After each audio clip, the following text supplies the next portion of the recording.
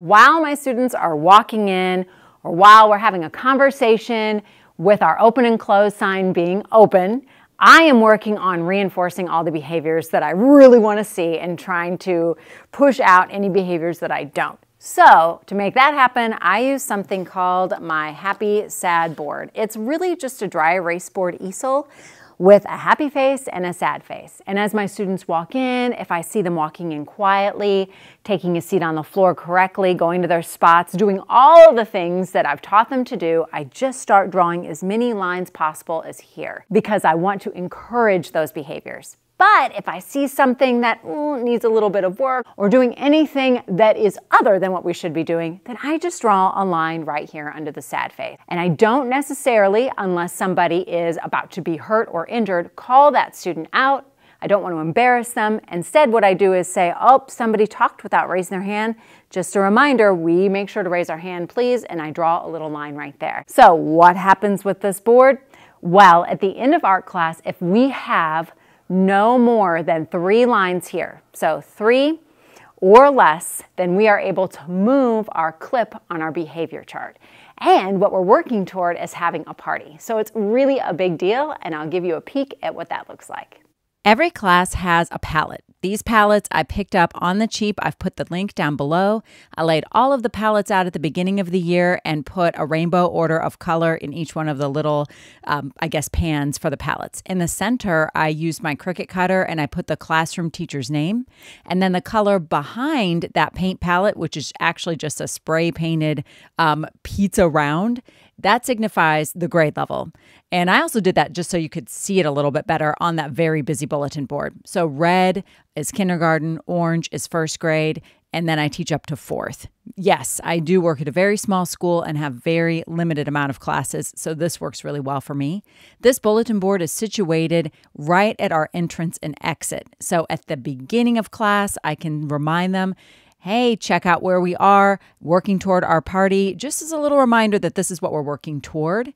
And then at the end of class, a student always reminds me, did we get a chance to move our clip today? And then sometimes I'll have my dry erase board with me, or I'll just have somebody go and check, making sure we didn't get any more than 3 lines or hit 3 lines under the sad face. And if that's the case, we get to move our clip. All classes begin on red, and then every time they have a good class, or a day where we didn't get any more than 3 lines under the sad, we get to move our clip. Our goal is to work all the way around the palette, and when we hit pink, ta-da! Then that means the following art class, they get to have a class party. I'm going to cover what we do for a class party. I keep it very cheap, simple, and easy. No snacks are involved. It only takes a few minutes of every class. So it really helps, and all of my students love the system. They love me being able to tell their classroom teacher whether or not they moved their clip today. They love the excitement of being able to have a party, and then the following art class after our party, we start all over again, moving right back to red. So this is a system that I just started this past year, and my students absolutely love it. It's also, like I said, a great reminder when we walk in the room, I can give a shout out to this board and let them know what we're working toward. At the end of class, we can review maybe what made it where we could move our clip and some things that we perhaps need to work on next time so that we can. Let me show you a little close-up of this. It really is just a cardboard pizza round that I spray painted. Having that background color really does help the kids also find their board really quickly because they can know what color their grade level is and also look for their teacher's name. When my students earn their class party, this is the dry erase spinning wheel that we use to spin so that we can decide which activity we're going to have during art class for our party. Now, our party that we earn with our behavior clip chart is something that only lasts a couple of minutes. Right over here, I have the spinning wheel. This spinning wheel is for our party day. So whenever we earn our party, we spin the wheel sometimes once, but mostly like 3 times because these are cheap, easy, and free activities. They don't interfere with our lesson. We usually do them for the first couple of minutes at the beginning of art class, so there's not a lot of interruption.